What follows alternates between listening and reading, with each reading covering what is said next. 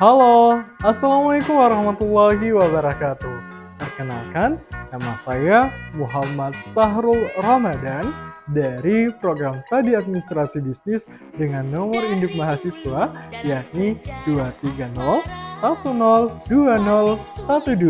Kali ini akan memaparkan materi terkait tujuan pemasaran dari dosen pengampu Ibu Maspawati Tokang SE MSI. Nah, kali ini kita akan mengetahui terkait apa itu tujuan pemasaran. Nah, teman-teman sekalian, perlu kita ketahui tujuan pemasaran ini layaknya kompas atau penanda untuk kita mengetahui arah dari pemasaran sebuah produk. Nah, banyak orang yang mengira tujuan pemasaran itu cuma jualan, padahal perlu kita ketahui salah satu bagian dari gunung es yang jauh lebih besar adalah pemasaran itu. Seperti seorang mak comblang. Tahu mak comblang? Ya, berusaha menjodohkan produk atau layanan dengan pelanggan yang tepat. Analogi mak comblang. Nah, bayangkan Anda adalah seorang mak comblang profesional. Nah, tugas Anda bukan cuma memaksa seseorang untuk menikah, namun ada banyak tahap dan tujuan dari baliknya. Nah, yang pertama, mencari jodoh yang tepat atau dikatakan dengan mengidentifikasi target pasar. Jadi, setelah menelaah terkait dengan tujuan pemasaran, kita juga harus mengetahui bahwasanya target-targetnya seperti apa, mengidentifikasi target pemasaran. Sebelum bisa menjodohkan, teman-teman harus tahu siapa target Anda. Anda tidak akan mencoba menjodohkan seseorang kakek-kakek dan seorang remaja SMA. Tentu tidak, bukan?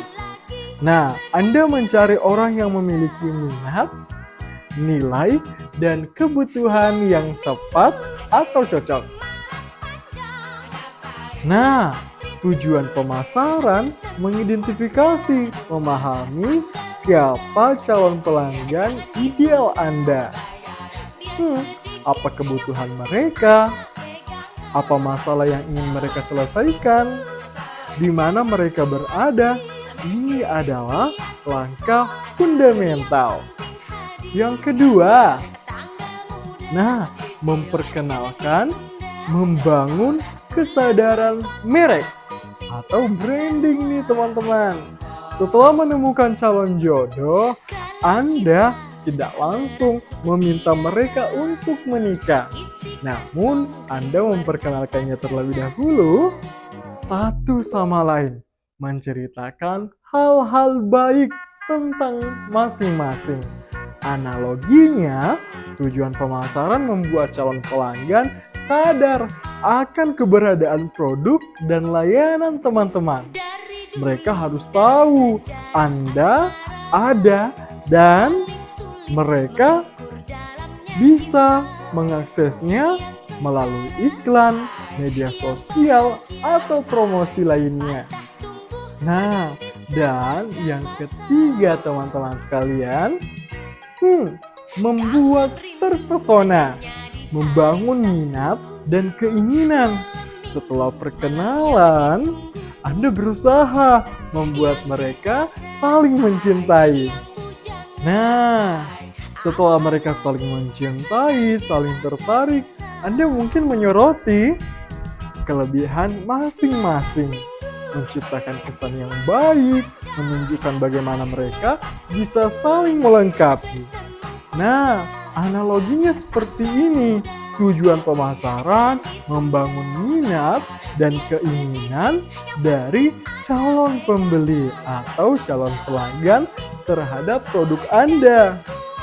Mereka tidak hanya tahu Anda ada, tetapi juga mulai berpikir, wah, sepertinya ini bagus untuk saya.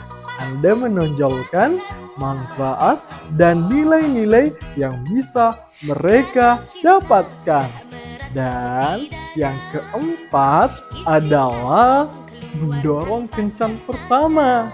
Nah, dalam artian mendorong percobaan pembelian tahap awal. Nah, akhirnya Anda berhasil membuat mereka setuju untuk kencan pertama. Nah, pada kencan pertama ini langkah awal menuju hubungan yang lebih serius lagi. Tujuan pemasaran pun mendorong calon pembeli, mendorong pelanggan untuk melakukan tindakan. Nah, tindakan ini bisa berarti pembelian pertama, mencoba sampel gratis, mendaftar buletin, atau mengunduh aplikasi. Ini adalah momen krusial untuk mengubah minat menjadi aksi nyata. Nah, setelah itu, pada tahap yang kelima, menjaga hubungan tetap harmonis. Disinilah kita berperan membangun loyalitas dari pelanggan. Nah, tugas Mak Comblang tidak berhenti setelah kencan pertama. Tidak berhenti, Anda berharap mereka terus berkencan, bahkan sampai menikah. Nah, dengan memiliki keluarga bahagia, Anda ingin hubungan mereka langgeng. Analoginya, tujuan pemasaran membangun loyalitas dan menjaga pelanggan yang sudah ada ini jauh lebih murah.